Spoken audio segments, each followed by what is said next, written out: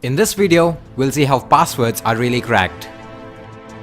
Passwords are not saved as plain texts.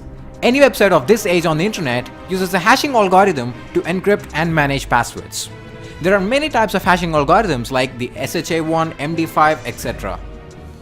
As an example for this video, let's consider Facebook. In order to log into your Facebook account, you enter your email and password and click on login. The first time you create a Facebook account, you are asked to fill in a form like this, which contains your name, your email address, and it asks you to choose a password, your birth date, and your gender. Once you click on sign up, this data is sent to the Facebook's backend database.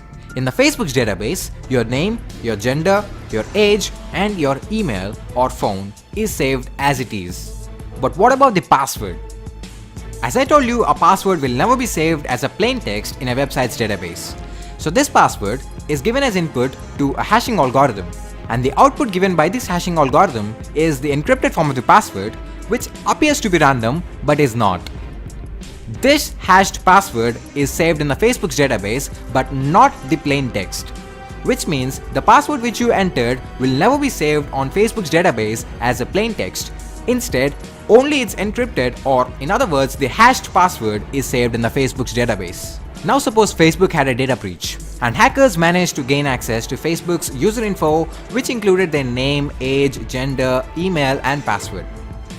Though hackers have this information, they will not be able to log into any specific user account because the password is encrypted. If the hacker tries to log into any specific user account with the hashed password, he will not be provided access. He only needs to enter the password, which is in the plain text form. So what do the hacker do now? Intuitively, the only possible way is to reverse the hash into its plain text form. But this is highly impossible because a hash is a one-way function, and the plain text form of a hash cannot be obtained from the hash itself. That is how hashing algorithms are designed. So what now? This is when the strength of the password comes into the play.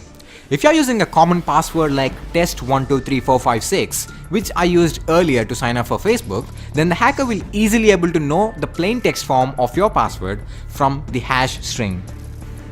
There is something known as rainbow tables. These rainbow tables contain the password hashes of numerous commonly used passwords along with their plain text forms. So the hacker will be able to do a simple search with the password hash that he has, and if the password hash exists in the rainbow table, that means that the password is successfully cracked and we now have the password in a plain text form. Remember that rainbow tables contain the password hashes of only the passwords which are commonly used.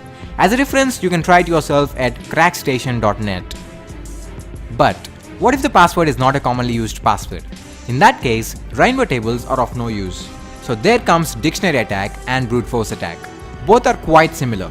In dictionary attack, you have a word list. A word list is nothing but a huge text file with loads of passwords. In this attack, the hacker writes a code which compares the password hash to be cracked with the password hash of each and every password that exists in the word list file. If any hashes match, then it means that the cracking is successful and we now have the plain text of the hashed password.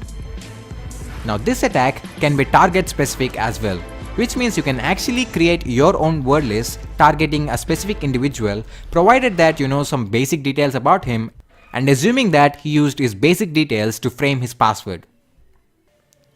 This attack can be a success or a failure based on the quality of the word list that you are using. In a brute force attack, each and every combination of letters, symbols, and numbers are converted into their hash forms and are then compared with the password hash which is to be cracked. In other words, you're literally taking every possible password that can exist, convert it into its hash, and check if the hashes match. So yes, it literally takes forever to crack a strong password using this method. However, if the computer's processing speed is fast enough, then yep, simple passwords can be cracked easily by this method.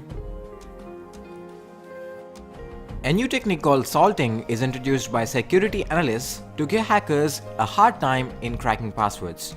In this technique, a specific combination of characters are inserted at specific positions of the plain text password before hashing. Every company has its own salting algorithm and they don't make their salting algorithm public. For example, let's say Facebook's salting algorithm inserts a string f ampersand 2p at the beginning, after the third character and at the end of the plaintext password. After salting the password, the salted password is then hashed by a hashing algorithm.